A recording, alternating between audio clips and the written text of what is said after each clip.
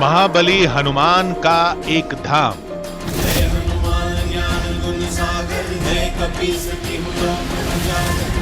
500 साल से भी पुराना एक शिवलिंग, 3 संतों की समाधि और गद्दी पर बैठे एक गुरुदेव। इन 4 कोनों के बीच चमत्कार की एक दुनिया बसती है जो कदम कदम पर लोगों को चौंकाती है, सोचने के लिए मजबूर कर देती है। फरियादी के दिमाग में जो होता है वो बताने से पहले बाबा के कागज पर छप चुका होता है। आपका नाम शकुंतला देवी है, गर्भाशय में दिक्कत है, कैंसर नामक रोग हुआ, गंभीर हालत है, 3रे स्टेज का है, डॉक्टर को दिखवा लिया, आराम नहीं लगा। पीयूष अग्रवाल, गुजरात, बच्चा गंभीर हालत में परेशान, खून में इन्फेक्शन, नस दबी, 1 साल से दवा काम नहीं कर रही, गर्दन में समस्या, चेतन विद्या की गई, लाभ होगा, आशीर्वाद।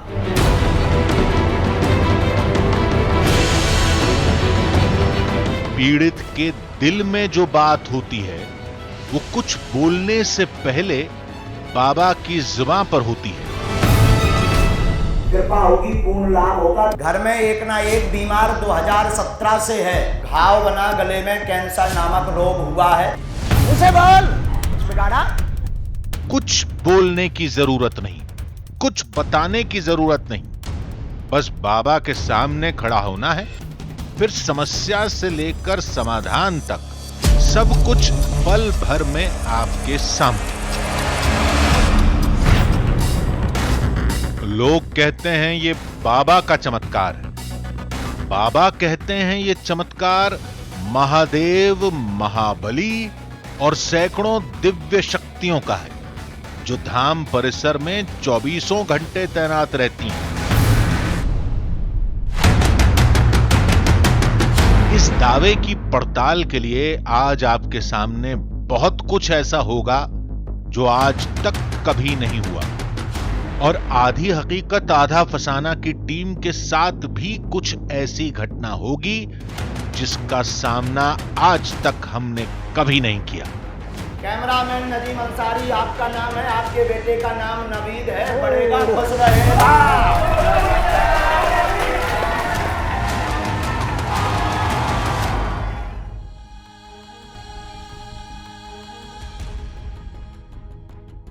आधी हकीकत आधा फसाना। मन की बात जान लेने वाले को अंतर्यामी कहा जाता है, और दिव्य ग्रंथों के मुताबिक अंतर्यामी तो केवल भगवान होते हैं। लेकिन धरती पर भी कुछ ऐसे शख्स हैं जो बिना बताए सामने वाले की बात जान लेने का दावा करते हैं। मध्य प्रदेश के छतरपुर में ऐसे ही एक बाबा हैं। दावे के मुताबिक वो सामने खड़े फरियादी की हर बात जान जाते हैं, यहां तक कि नाम और पता भी। फरियादी को केवल बाबा के सामने खड़ा होना होता है और कुछ ही पल में उसका भूत, वर्तमान, भविष्य सब कुछ बाबा के पर्चे पर लिखा होता है। कहते हैं उस धाम में कुछ दिव्य शक्तियां हैं जो फरियादी के मन की बात बाबा तक पहुंचाती हैं। दावा तो यही किया जाता है कि बाबा की लिखी एक एक बात 100% खरी होती है। चलिए चलकर देखते हैं बाबा के धाम में जो होता है वो कैसे होता है।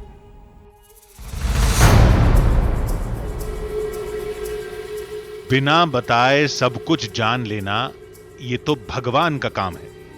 ये कौन सा इंसान है जो भगवान की तरह अंतर्यामी है? पता नहीं ये चमत्कार है या चालबाजी, ये लोगों की आस्था है या कोई अंधविश्वास।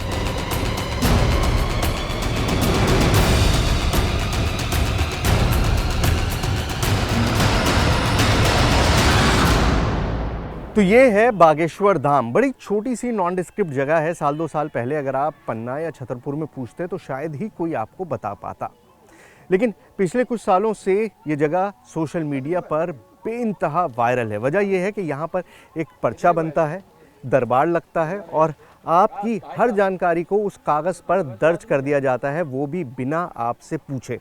सवाल यह है कि ये सब होता कैसे है, क्या वाकई ऐसा होता है या इसमें कुछ ट्रिक इन्वॉल्व है, हमको नहीं पता। हमने सिर्फ वीडियोस देखी हैं जिसमें हज़ारों की तादाद में लोग आते हैं और उनको उनके हर सवाल का जवाब बिना कुछ बोले मिल जाता है। तो बागेश्वर धाम पहुंच गए हैं, आइए देखते हैं कि इस दरबार में आखिर होता क्या है। जो भी होगा कुछ देर बाद सबके सामने होगा। मन की बात जानने की कई माइंड गेम होती है। बिना बताए नाम और पता बता देना या आश्रम की कुछ ट्रिक से संभव है, लेकिन दावा यह है कि बाबा के कागज पर लिखी एक एक बात सही होती है। देखते हैं हमारे कैमरे के सामने क्या होता है।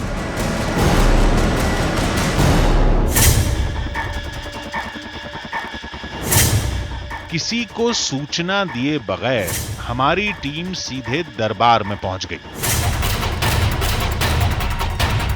जहां सैकड़ों की तादाद में लोग मौजूद थे। कुछ गंभीर मरीज भी दिखे। इन सब से दूर पंडित धीरेन्द्र कृष्ण शास्त्री, जिन्हें लोग गुरुदेव और बाबा कहते हैं, वो सोफे पर बैठे कुछ कागज पर लिख रहे थे। बाबा की बातें सुनकर लोग उनके चरणों में लेट जाते।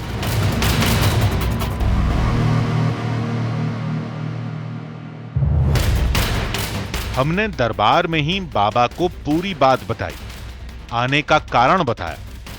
हैरत तो तब हुई जब बाबा ने इस रियलिटी टेस्ट के लिए तुरंत हामी भर दी और तुरंत अगला पर्चा लिखने में जुट गए। फिर बाबा ने एक आवाज लगाई।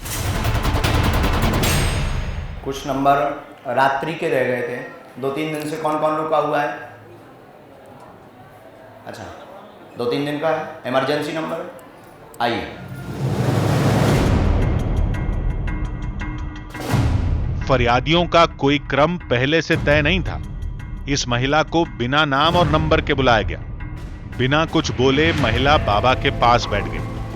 बाबा लगातार कागज पर लिखते जा रहे थे।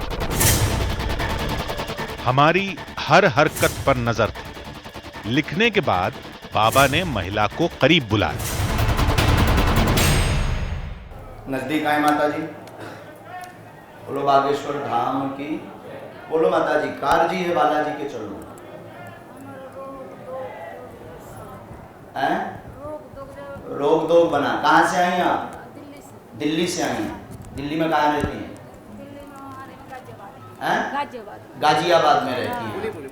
अच्छा अच्छा, पहली बार आई हैं? हाँ जी, पहली किसी को अपना प्रश्न बताया? हमें किसी ने बताया था, कोई छतरपुर की रहती तो हम पंडित जी। अच्छा, उन्होंने दिल्ली में रहते हैं? हाँ, उन्होंने किसी को आपने अपनी परेशानी तो नहीं बताई? यहाँ नहीं ऐसे। पूछिए, क्या पूछना है? हम पढ़वाएं आपको? पढ़ी लिखी हैं? नहीं, हम पढ़े लिखे नहीं। अब और बढ़िया। किसको पढ़वा दें? तो मैं पढ़वा दें? हमारी टीम से ही उस महिला का पर्चा पढ़ने के लिए कहा गया, जिसे बाबा ने महिला के बताए बिना लिखा था। आपका नाम शकुंतला देवी है। गर्भाशय में दिक्कत है, कैंसर नामक रोग हुआ, गंभीर हालत है, 3रे स्टेज का है। डॉक्टर को दिखवा लिया, आराम नहीं लगा, धीरे धीरे लाभ होगा। 2022 28 अगस्त तक स्वस्थ होगी। आशीर्वाद।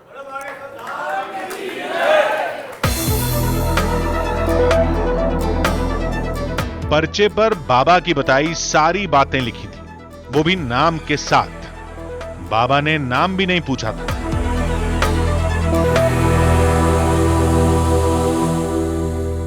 गर्भाशय में बताओ, बच्चादानी में दिक्कत बताई? हाँ, बच्चादानी में दिक्कत ले भैया, जो पढ़ पर्चा। बहुत दूर हुआ है, भोपाल में भी हुआ है और जब एम्स में इलाज चल रहा हो। ये पढ़ ले भैया। बाबा यही नहीं रुके, महिला से जुड़ी और भी कई बातें बताने लगे। घर में एक ना एक बीमार 2017 से है। सिरवा पेट की पीड़ा बनाते हैं। मकान स्थान आप बदल चुके हैं। 2017 से धन की तंगी भी बनी हुई है। ये 3 प्रश्न लेकर के आप बागेश्वर बालाजी के दरबार में आई हैं। आपको बताई हुई तारीख में लाभ होगा, पर राम नाम का जाप करना पड़ेगा। मंगल की पेशी करवे पड़े, पेशी कर हो, आराम लगे, गारंटी हमारी। जाओ, आशीर्वाद। बाबा ने इलाज भी बताया। जिससे संतुष्ट होकर महिला चली गई। हमने महिला से भी पूछा। बाबा ने नाम और बीमारी दोनों सही बताई, जबकि महिला से किसी की बात नहीं हुई थी, बाबा से भी नहीं। बड़ा ही अजीब चक्कर था। क्या बताएंगे, क्या बता सकते हैं, समझने की कोशिश करते हैं। मतलब सरप्राइजिंग है, नाम बता देना, बीमारी बता देना, इस तरह से कि किसी का नाम आप बता दे रहे हैं बिना जाने, बीमारी बता दे रहे हैं। अब इनके साथ क्या बताते हैं, देखते हैं एक बार। एक और महिला फरियाद लेकर बैठी थी। शांति के साथ पर्चा लिखने का काम शुरू हुआ, लेकिन बाबा का एक और जौहर देखना अभी बाकी था। बाबा ने अचानक सामने बैठी महिला को छोड़ दूसरे फरियादी का नाम पुकारा। श्री सीताराम नाम भगवान की, कोई गायत्री देवी नाम से अर्जी आई। दरबार में फौरन गायत्री की तलाश शुरू हो गई।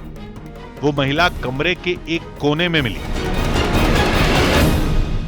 यहां पहले से किसी को लिखवा तो नहीं दिया आपने? नाम तो नहीं बताया? इमरजेंसी में, कार्यालय में, काऊ ने पूछो तो नहीं है? ये कुछ और नहीं, हमारी चुनौती का जवाब था। कहते हैं बाबा पर्चा बनाकर किसी को भी बुला लेते हैं, पर्चा भी फरियादी के हिसाब से बदल जाता है। सामने किसी और फरियादी को बैठाया, पर्चा लिखा, फिर किसी और का नाम पुकारा जिसे कोई जानता भी नहीं था। महिला से बात करके हमने भी पूरी पड़ताल की। फिर बाबा ने बताना शुरू किया। 1999 से ही परेशान है, 2005 से अति से ज्यादा विसंगति में फंसे हैं, एल्कोहल की मात्रा इनने ज्यादा रही, यही से जो बीमार है बप्पा जी कृपा करते हैं, आशीर्वाद। ऐसा ही है जैसा बाबा जी ने बताया, बिल्कुल ऐसा ही है। बिल्कुल ऐसा ही है। मतलब शराब वगैरह पीने की वजह से बीमारी हो गई थी। हाँ, शराब और सिगरेट शराब और नहीं छोड़ रहा है, सिगरेट। अभी भी नहीं छूट रहा है। बाबा ने भभूत देते हुए कुछ इलाज बताया। महिला संतुष्ट होकर चली गई। हमारी दिलचस्पी इलाज में नहीं, बीमारी पता करने में थी। इलाज के नतीजे का सबूत भी कुछ देर में हमारे सामने आ गया। पंजाब का एक शख्स उपहारों के साथ बाबा से मिलने पहुंचा, जिसके मुताबिक बाबा के आशीर्वाद से उनका बच्चा बोलने लगा है। हमने उस शख्स से अकेले में बात की। इसमें लिखा हुआ है कि बालक आपका मंदबुद्धि का, दिमाग कमज़ोर तथा जन्मजात ब्रेन नस पितृदोष कारण से मूद बाधा का प्रभाव, मृतक मिर्गी का दौरा पड़ता है। तो यही सारी चीज़ें थी आपके बच्चे के साथ। देखिए, जब पहली बार आए होंगे तब बाबा ने इनको कागज़ दिया होगा, उसको बाकायदा लेमिनेट करा लिया है, मतलब इस तरह से रखा हुआ है, और वो लिखा हुआ है कि बालक आपका मंदबुद्धि, दिमाग कमज़ोर, और मतलब जो प्रॉब्लम्स है। ये बताइए क्या अब कैसा है? अब ठीक है, वो अब बोलता है, क्लियर बोलता है। आपने बताने लग गया, मैं क्लियर बोल रहा हूँ पापा। लेकिन जो जैसा आप बता रहे हैं कि मंदबुद्धि था, बोल नहीं पाता था, वो लोग तो बोल नहीं पाते हैं अमूमन, मतलब जीवन भर। वो ये तो ठीक हो गए ना, अभी चाहे बोल रहा। हमें बहुत खुशी हुई, हम दूसरी बार यहाँ पर आए। अच्छा, तो डॉक्टर को दिखाया था, डॉक्टर ने क्या कहा था उस वक्त? तो कहते हैं मंदबुद्धि के रहेगा, इसको समझ नहीं आया। ऐसे ही रहेगा, ऐसे ही रहेगा। हाँ। डॉक्टर लेकिन वो बोल रहा है अभी। इलाज के असर का मुद्दा यहीं छोड़ देते हैं, क्योंकि हम उसी पर विश्वास करते हैं जो कैमरे के सामने होता है, और जो हमारे सामने हो रहा था वो बेहद चौंकाने वाला था। अब इसे देखिए।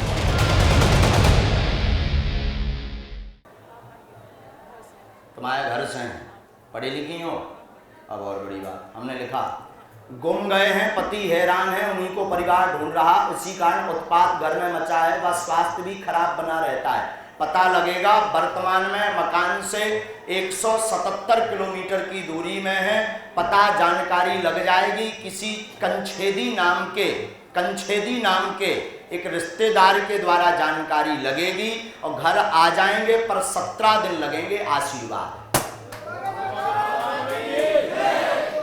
माता जी, है आपका कोई रिश्तेदार कंछेरी नाम का? हाँ, पन्नोन गाँव में है, रिश्तेदारी है। अच्छा। हाँ। इनसे पूछो कि नाम तो नहीं रिश्तेदार को बता दो तो इतने काऊ नहीं, अपना तो बताता है आदमी, रिश्तेदार को थोड़ी आके बताए। इतने काऊ में बता तो नहीं दो। जाओ का आशीर्वाद। इस महिला के पति कुछ महीने से लापता हैं। बाबा ने मामले को हूबहू कागज पर उतार दिया। चमत्कार इलाज बताने या भभूत के असर में नहीं, लोगों के मुताबिक चमत्कार बिना बताए समस्या बता देने में है, बिना बताए बीमारी का नाम लिखने में है, दरबार में दूर बैठी महिला का नाम लेकर बुलाने और उसकी सटीक भविष्यवाणी में है, चमत्कार फरियादी के उस रिश्तेदार का नाम बताने में है जो धाम से सैकड़ों मील दूर एक छोटे से गांव में बैठा है। कंछेदी नाम के एक रिश्तेदार। अब तो हमारी टीम को भी चमत्कार के इस चक्रव्यूह से बाहर निकलने के लिए सोचना पड़ेगा, लेकिन क्या पता था सबसे बड़ी पहेली से सामना होना अभी बाकी था।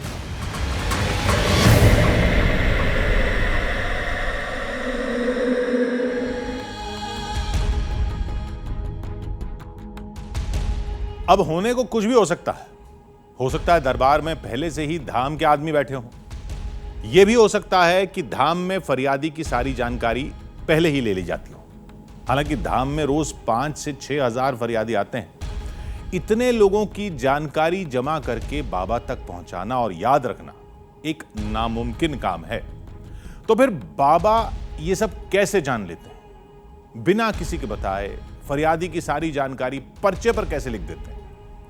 यह समझने के लिए हमने सब पता किया। फरियादी कैसे आते हैं, कैसे रजिस्ट्रेशन होता है, अर्जी कैसे ली जाती है, किस व्यवस्था के तहत लोग बाबा के दरबार तक पहुंचते हैं, और इन सब के बीच हमें कई चौंकाने वाली बातें पता चली।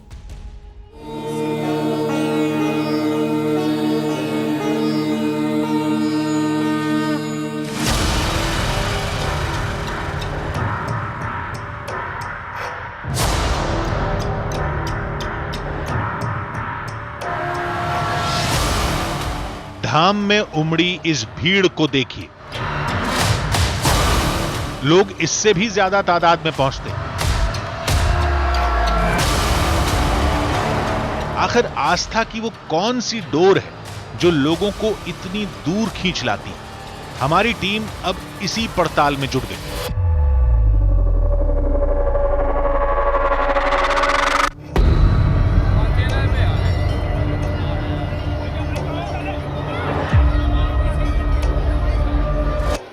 ज़रा भीड़ का आलम देखिए, हज़ारों की भीड़ है। इतनी छोटी सी जगह है जहाँ पहुँचना मुश्किल है, जिसके बारे में लोगों को पता नहीं है, जिसके बारे में कोई जानकारी नहीं है।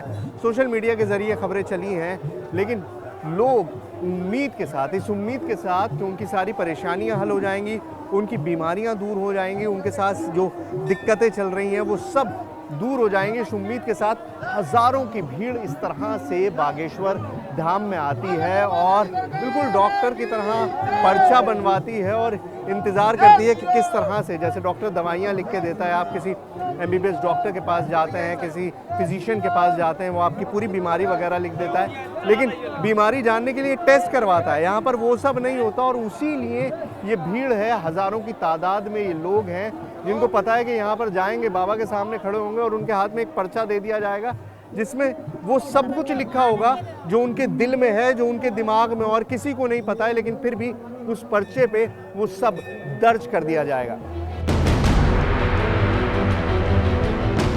पहले यह पता करते हैं कि धाम में आने और बाबा के सामने पहुंचने के बीच फरियादी कितनी प्रक्रिया से गुजरते हैं। हो सकता है रहस्य इसी में छुपा हो। धाम पहुंचने पर फरियादी को सबसे पहले रजिस्ट्रेशन कराना होता है इस जगह पर। यहीं से टोकन मिलता है और टोकन लेने के दौरान कुछ जानकारी देनी होती है।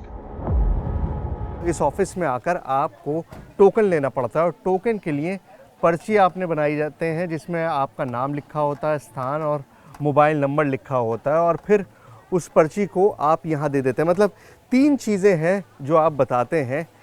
पहला आपका नाम, दूसरा आपका कहाँ से आए हैं, और तीसरा आपका मोबाइल नंबर। यहीं से सूचना लीक होने की आशंका जताई जाती है। बाबा बिना बताए फरियादी का नाम और जगह बता देते हैं। कहते हैं टोकन की इस व्यवस्था से यह संभव है, लेकिन यह पूरा सच नहीं है। ये नंबर इमरजेंसी वाले लगते हैं, जो टोकन सिस्टम के अलावा प्रति दिवस 30 से 40 इमरजेंसी आती है। हम सपोज दैट उनका नाम लिख लेंगे, उनकी बीमारी लिख लेंगे। इसके अलावा जो 60 टोकन नंबर प्रतिदिन बांटते हैं या भीड़ में से हज़ारों लोगों में से बुला लेते हैं, तो ये तो पॉसिबिलिटी नहीं है कि हज़ारों लोगों में से हम हज़ारों लोगों की उनकी समस्याएं लिख के रखें और किसी से भी जाके कह दें कि आप किसी को भी उठा लाएं, ये पर्चा उसी का होगा। ये तो पॉसिबिलिटी नहीं है ना, तो ये नहीं है। ये तो हमने भी देखा था, बाबा दरबार में किसी का भी नाम पुकार लेते थे, कभी किसी के घरेलू नाम से, कोई गायत्री देवी नाम से,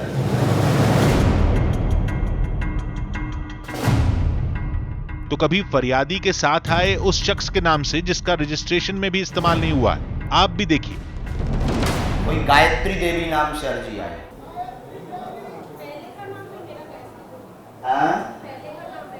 पहले का नाम है, नाम वगैरह किसी ने पूछा आपसे? नहीं, मैं कहीं भी नहीं, कोई नाम वाम आपने नहीं के बताया? साथ आई हूँ। अच्छा, पर्चा बनवाया बस आपने यहाँ पे, वो टोकन?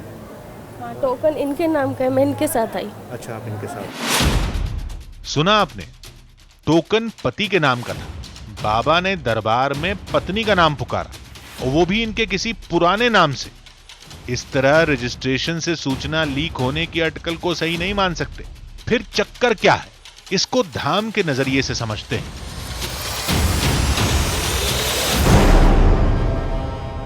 चमत्कार की उस कहानी को सुनते हैं जिसमें लोगों की गहरी आस्था है, और इसकी शुरुआत होती है यहां से, जहां रजिस्ट्रेशन कराने के बाद फरियादी बालाजी यानी महाबली हनुमान और महादेव शिव को अर्जी देने पहुंचते हैं।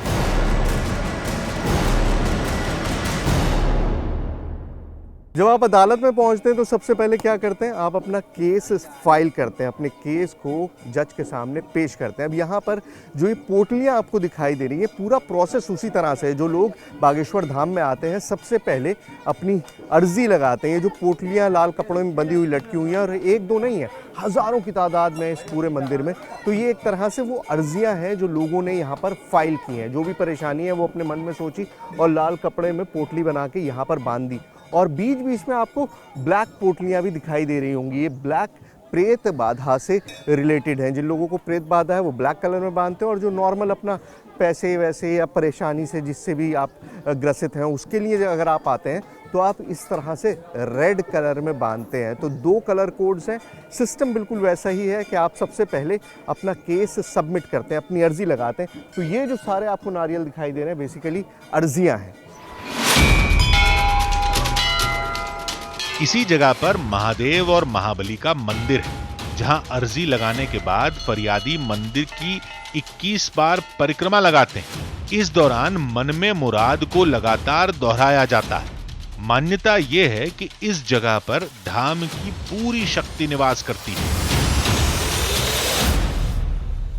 तो बागेश्वर धाम के अगर सेंटर पॉइंट की बात करें, मतलब वो चीज़ जो बहुत पहले से एग्जिस्ट कर रही है, तो 2 ही हैं यहाँ पर।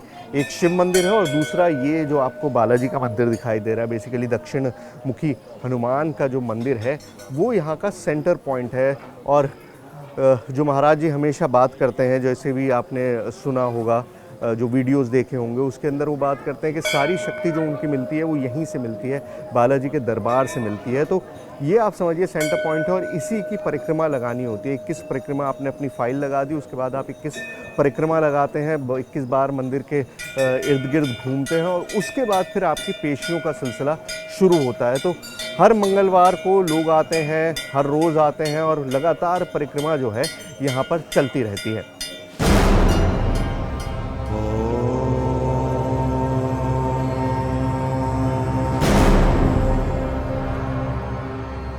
इसी जगह पर 3 संतों की समाधि है। कहते हैं ये बाबा के गुरु हैं, जिनकी शक्ति आज भी इस धाम के अंदर समाहित है। चलिए अब आपको ये बताते हैं कि धाम की इस जगह को शक्ति का केंद्र क्यों कहते हैं। इस जगह पर 4 चीजें हैं।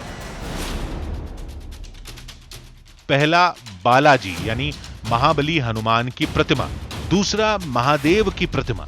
तीसरा, बाबा के गुरुओं की समाधि। और इसी जगह मन्नत के नारियल बांधे जाते हैं, जिसकी 21 परिक्रमा करते हुए फरियादी मन्नत को दोहराते हैं। दावा यह है सैकड़ों साल पुरानी मूर्तियों और समाधि की दिव्य शक्ति की वजह से इस जगह पर हजारों अलौकिक शक्तियों का वास है, जो लोगों की मन्नत की जानकारी बाबा तक पहुंचाती हैं।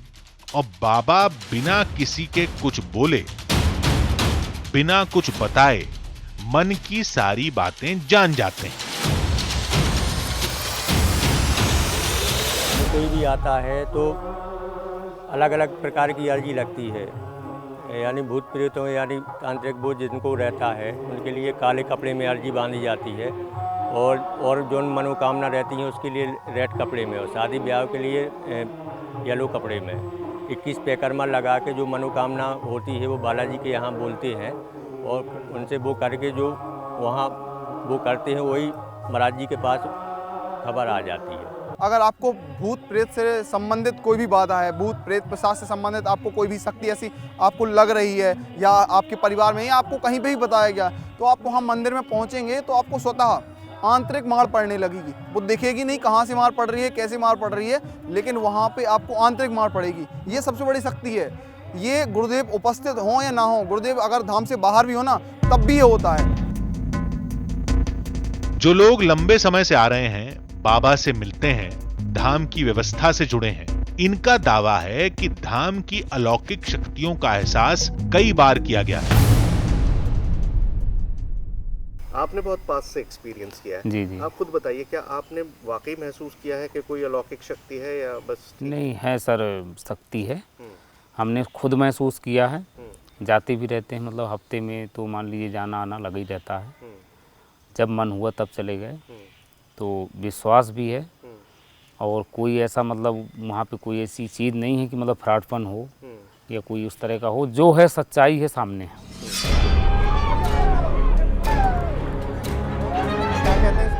लोगों ने कहा उन अलौकिक शक्तियों का एहसास करना है तो प्रेत दरबार पहुंचिए, जहां बाबा पीड़ितों को चुटकियों में ठीक कर देते हैं। हमने भी उधर का रुख किया।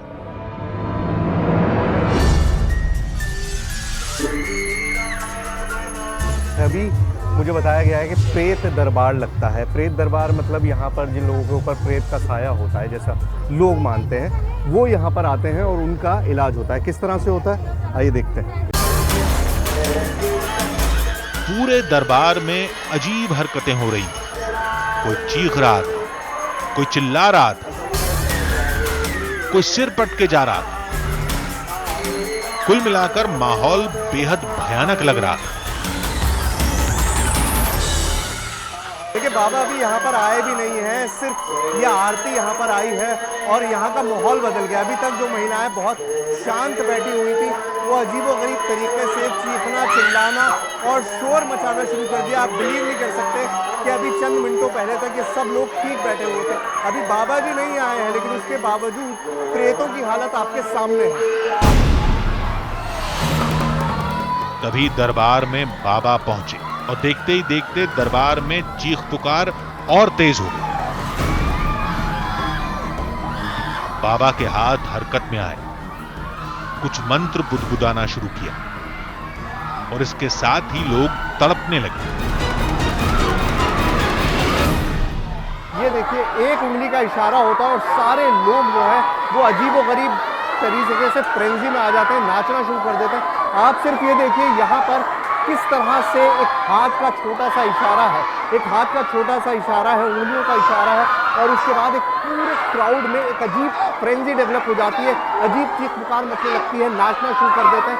सिर्फ हाथ का इशारा कर रहे हैं बाबा, सिर्फ हाथ से इशारा कर रहे हैं और ऐसा लग रहा है जैसे कोई करंट वो छोड़ दे रहे हैं इस भीड़ के अंदर, और उस करंट की वजह से ये इस तरह से चीखना, चिल्लाना और नाचना शुरू कर देते हैं। फिर बाबा ने गदा घुमाई और माइक पर मंत्र बोलने लगे। अब दरबार का माहौल भयानक रूप ले चुका था। मंत्रों का जाप जारी रहा।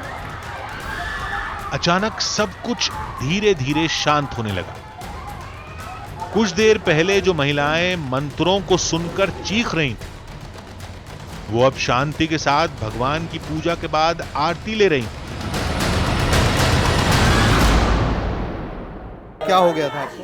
हमको घर में तबीयत सही नहीं रहती थी और तबीयत खराब होती थी और एक रोज बाद तंग करते हैं और घर में शांति नहीं रहती। तो तुमने डॉक्टर को दिखाया था कभी? हमने दिखाया है, काफ़ी जगह दिखाया है, लेकिन बालाजी भी गए थे, मेहंदीपुर बालाजी, तो वहाँ पे आराम था, लेकिन आराम तो कुछ हम पे गलती हो गई, फिर दोबारा हो गया। तो यहाँ कब जैसे अभी क्या हुआ तुम्हें याद है? अभी यहाँ पे आराम है। क्या हुआ? सब सही है, अब कुछ नहीं है हमारे अंदर। नहीं है, बिल्कुल ठीक हो गई हो। ये सब क्यों होता है, कैसे होता है? ये मनोविज्ञान की एक ऐसी पहेली है जिसके कई पहलू हैं। इस पर आज भी शोध हो रहा है। लेकिन हमारी दिलचस्पी बाबा की उस शक्ति में थी जिसके दम पर वो फरियादी के मन की बात जान जाते हैं, वो भी एकदम सटीक। इसके लिए हमने एक जाल बिछाया, लेकिन पड़ताल करते करते हम भी रहस्य के उस जाल में फंस गए। आधी हकीकत आधा फसाना, सारे दावे, चमत्कार की सारी तस्वीरें एक तरफ और दरबार में जो हो रहा था वो एक तरफ। बाबा के पर्चे बनाने का तरीका, फरियादी के साथ आई महिला को घरेलू नाम से पुकारना, आखिर ये सब कैसे हुआ? फिर हमने एक बात तय की, अभी तक सभी फरियादियों को बाबा ने चुना था, अब फरियादियों को हमारी टीम चुनेगी। उनकी समस्याओं को हम पहले ही अपने पर्चे में लिख लेंगे, फिर बाबा के सामने पेश करेंगे, उसके बाद बाबा अपना पर्चा बनाएंगे और फिर देखते हैं बाबा का और हमारा पर्चा मेल खाता है या नहीं।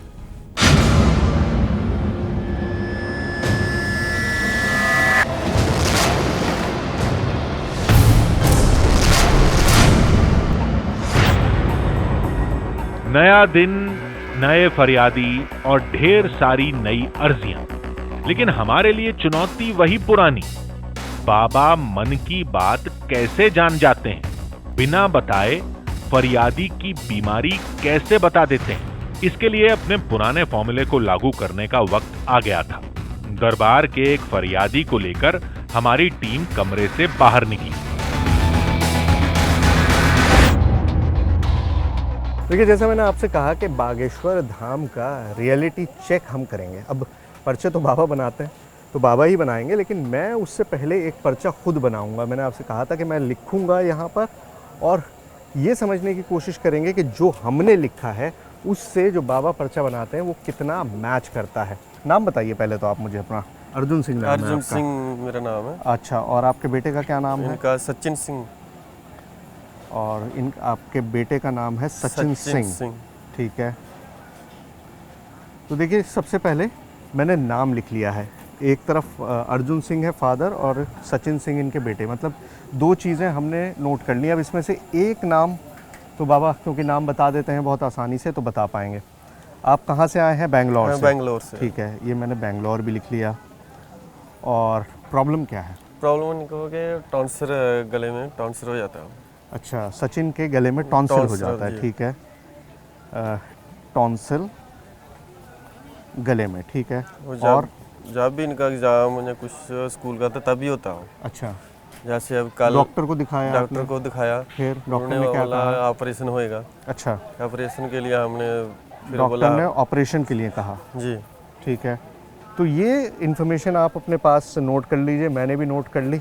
और अब जब बाबा इनका पर्चा बनाएंगे तब पता चलेगा कि वो क्या लिखते हैं। तो एक पर्चा हमने बनाया है, एक पर्चा बाबा बनाएंगे और फिर उन दोनों पर्चों को हम कंपेयर करेंगे, एक दूसरे से मिलाकर देखेंगे। उसी वक्त आपको दिखाएंगे भी कि क्या कहा गया। हमने जानबूझकर वो केस लिया जिसमें फरियादी ने कई महीने पहले टोकन लिया था। वजह यह कि टोकन लेने वाले को केवल फोन नंबर बताना होता है, जबकि इमरजेंसी नंबर में बीमारी समेत पूरी जानकारी देनी होती है। हालांकि ज्यादातर फरियादी टोकन वाले ही होते हैं, लेकिन एक केस से काम नहीं चलेगा। ऐसा भी तो हो सकता है कि सारे ही प्लांटेड हो, भाई वैसे 2000-4000 लोग प्लांट नहीं हो सकते, मुझे भी पता है, पॉसिबल ही नहीं है। इतनी दूर दूर से जो लोग आ रहे हैं, जाहिर बात है ना एक्टर्स हैं ना प्लांटेड हैं, ना उनकी पहले से कोई जानकारी ली गई है, खुद बता रहे हैं। लेकिन फिर भी आपका डाउट क्लियर करने के लिए हमारे पास अवधेश हैं, ये हमारे सहयोगी हैं, हमारी ही टीम से हैं, हमारे ही साथ ही ये यहाँ आए हैं दिल्ली से। तो मैंने सोचा कि इनके भी तो मन में हो सकता है, अब आदमी ऐसी जगहों पर आता है किसी धाम पर तो सवाल होते हैं। तो अवधेश, तुम्हारे मन में कोई सवाल है, कोई जानकारी है जो तुम पूछना चाहते हो? हाँ सर, पूछना चाहता हूँ। अच्छा, तो पहले तो तुम मुझे पूरा नाम बताओ, मुझे भी नहीं पता इनका पूरा नाम क्या है। मेरा नाम अवधेश शर्मा। अवधेश शर्मा। और कहाँ के रहने वाले हो? मैं बुलंदशहर का। बुलंदशहर, ठीक है। और सवाल बताओ, तुम्हारे मन में क्या है जो तुम जानना चाहते हो कि बाबा जी तुम्हारे बारे में बताएं?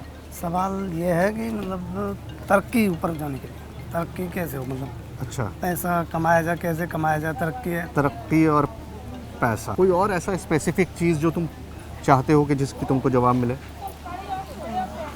जैसे घर में तकलीफ वगैरह, जैसे बीमारी जाता है। अच्छा, घर में बीमारी। जैसे मेरी मम्मी बीमार है मेरी। ठीक है, घर में बीमारी है, मम्मी बीमार। हाँ, ठीक है।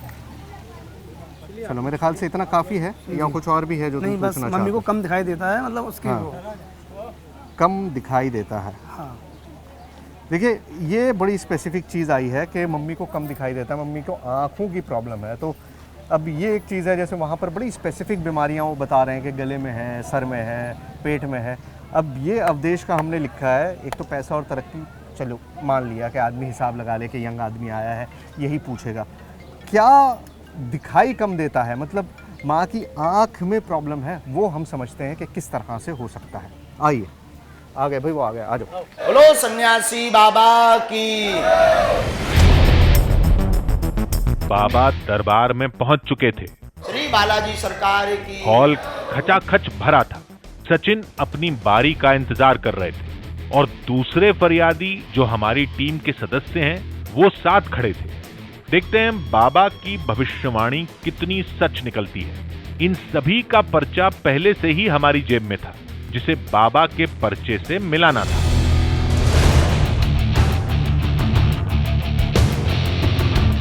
सब कुछ पहले जैसा चलता रहा। तभी हमने बाबा से बोला, बाबा जी 2-3 लोग हैं, हम अभी बुलाते हैं, जैसा जैसा आदेश लगता है जी। सचिन सिंह। अरे ये क्या, बाबा ने तो हमारे चुने हुए फरियादी को खुद ही बुला लिया। हमारी टीम सचिन सिंह को बुलाने वाली थी, ये बाबा को कैसे मालूम चला? थोड़ी ही देर में सचिन और उसके पिता बाबा के पास थे। बाबा ने पर्चा लिखना शुरू किया।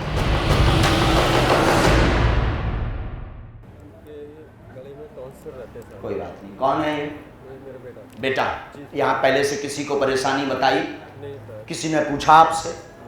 अच्छा, नहीं बताई तो आप पढ़ो, लीजिए आप पर्चा देखिए।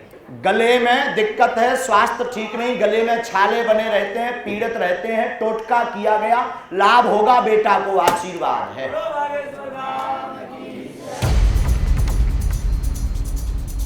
हमारी टीम लाजवाब थी, कोई जवाब नहीं। ये कैसे हुआ? ये तो एक एक बात सही निकली। सचिन के नाम पर जो पर्चा हमारे पास था और जो बाबा ने बनाया, दोनों एक दूसरे से 100% मेल खा रहे थे। देखिए, सचिन का नाम मैंने लिखा था बच्चे का, और पिता का नाम भी लिखा था, और मैंने लिखा था टॉन्सिल है गले में, ये यहाँ पर लिखा हुआ है, और गले की दिक्कत। तो मतलब जो बताया था वही सारी चीज़ें बताई हैं बाबा ने। सचिन सिंह। पहले बाबा ने खुद सचिन का नाम पुकारा, फिर पर्चे पर सचिन की बीमारी भी लिख दी। दावे के मुताबिक ये चमत्कार धाम की उन्हीं दिव्य शक्तियों का है जो सीधे बाबा के संपर्क में रहती हैं। इस घटना ने तो हमें चौंका कर रख दिया था। पड़ताल के पहलुओं को लेकर हमारी टीम उधेड़बुन में लगी थी। तभी बाबा ने दूसरा झटका दिया। हम चाहेंगे कि ये हो सकता सब सेटिंग हो, पर आप हमारी सेटिंग में नहीं। मैंने बिल्कुल यही सोचा था कि आपने ये सोचा था दूसरा, मैंने हाँ ये बात भी दूसरा आपने सोचा था, ये हम दूसरे का जवाब आपका दे रहे हैं। हाँ। अभी सोचा और पहले भी सोचा आपने। हाँ, सोचा दरबार में आने के पहले और दरबार पर सर्चिंग करने के पहले आपने सोचा, क्या सोचा? एक हम अपने का करके दिखाएं तब हम मानेंगे। हमने अपनी टीम के एक सदस्य को बाबा के सामने लाने की तैयारी कर रखी थी। हमने सोचा ज्यादा से ज्यादा बाबा क्या करेंगे, उसके बारे में भी सब कुछ बता देंगे, लेकिन नहीं, बाबा ने अपने चमत्कार का भाला हमारी सोच से भी आगे फेंक दिया। आप जो सोचते जा रहे हैं वो कोई बता रहा, मन में हमारे प्रेरणा दे रहा, और वही होता जा रहा। अब हमने तीनों, आपकी ही टीम है भाई, दिल्ली से हम 3 लोग आए हैं, बाकी ये 2 हमारे यहाँ के सहयोगी हैं। बुलाएंगे आप तीनों आए हुए हैं, हम तो पहली बार आए। पहली बार आए यहाँ पर आपने अपना भरनाम लगाया, बताया है, बाकी कोई परिचय तो हमने किया नहीं। आपने करवाया तो नहीं? हाँ जी या ना जी? बिल्कुल नहीं। अब इनमें से हम बुलाते हैं जिनकी हमारे लिए प्रेरणा आती है, हम उनको 3 में से बुलाते हैं। दिल्ली से गई हमारी टीम में रिपोर्टर समेत 3 लोग थे, जिनमें एक को बाबा के सामने पेश करने की रणनीति बनाई गई थी। बाबा ने दावा किया कि रिपोर्टर को छोड़कर बाकी बचे 2 लोगों में एक के बारे में वो सारी जानकारी देंगे जो धाम की उन दिव्य शक्तियों ने उन तक पहुंचाई है। पूरे धाम में रिपोर्टर के अलावा उन 2 सदस्यों के बारे में कोई कुछ नहीं जानता, नाम भी नहीं। आपका नाम सोहेल है, पर आपके साथ कोई नजीम अंसारी जी हैं, इनको भेज दिया जाए। Welcome to you Bageshwar.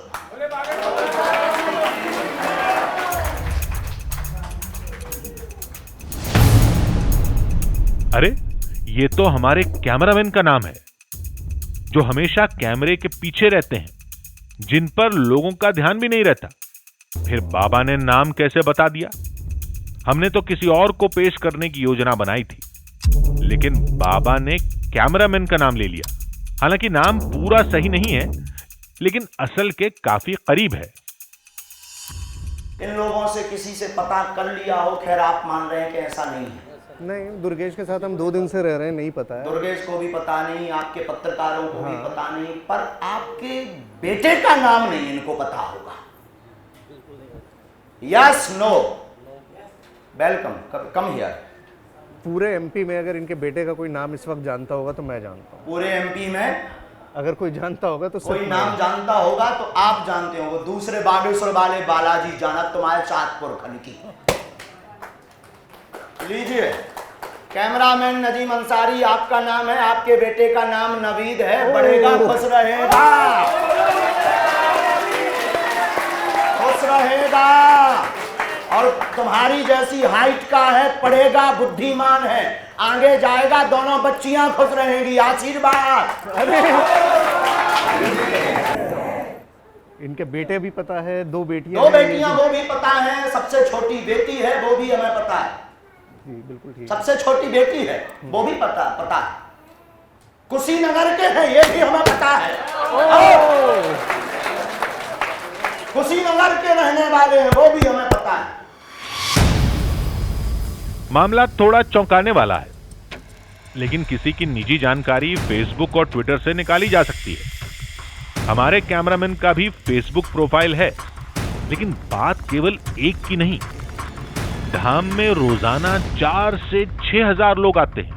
सबकी समस्या, बीमारी का नाम, रिश्तेदारों का नाम कागज पर लिख देना, फरियादियों को देखे बिना नाम से पुकारना, फरियादियों के साथ आए लोगों का भी नाम लेना, ये सब कैसे होता है?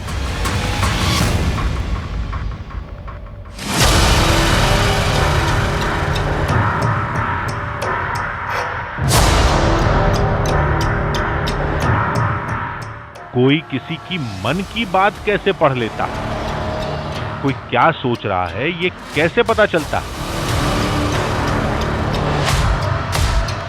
ये जानने के लिए हमने इंटरनेट की मदद ली, जहां हमें मशहूर माइंड रीडर करण सिंह का एक पुराना वीडियो मिला, जिसमें करण ने team India captain Virat Kohli का दिमाग पढ़कर उनके बचपन के दोस्त का नाम बता दिया था। Somebody from your childhood which no way anybody could know. Okay. Like a friend that you remember having, or a teacher, anything that you already thought. Now, is this? Just give me one hint. Is this somebody from your school? Is this somebody from college? Is this somebody from your colony? What is this? Colony. Okay, imagine you're 8 years old. You're in your park. You're learning how to play cricket. You're playing with him. This is somebody who you used to play with as a child. Are you still in touch with this person? Recently, yes. Recently, okay. You lost touch for a while and then you gained back touch. Okay, perfect. Do you remember both names, first name and the second name? Okay, we'll try this. Imagine you're playing with him. And imagine he's a cricketer as well. And he plays for one of the IPL teams, not RCB, but another team. Right? And imagine, was he better at bowling or batting? Bowling. Okay, imagine he's bowling to you, and you're batting, and obviously you're playing fantastically against him. Imagine doing that.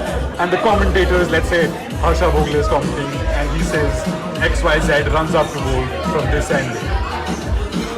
And Virat hits him for 4. Imagine his name. Imagine shouting the name really loudly. So when you see the little bit, he did something like this. Softer sound in the beginning, like a P or a B.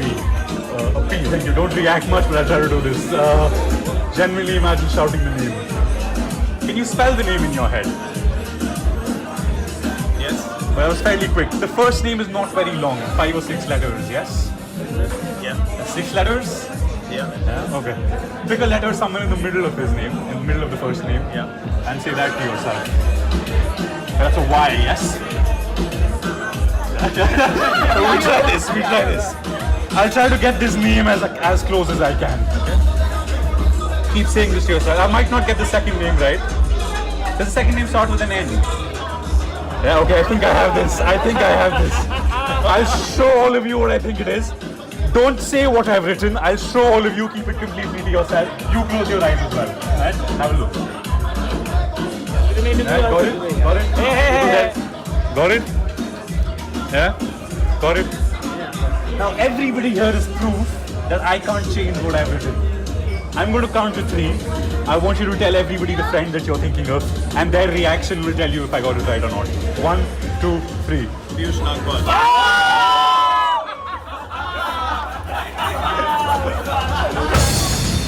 हमारी team बिना देर किए दिल्ली में करण सिंह के पास पहुंची।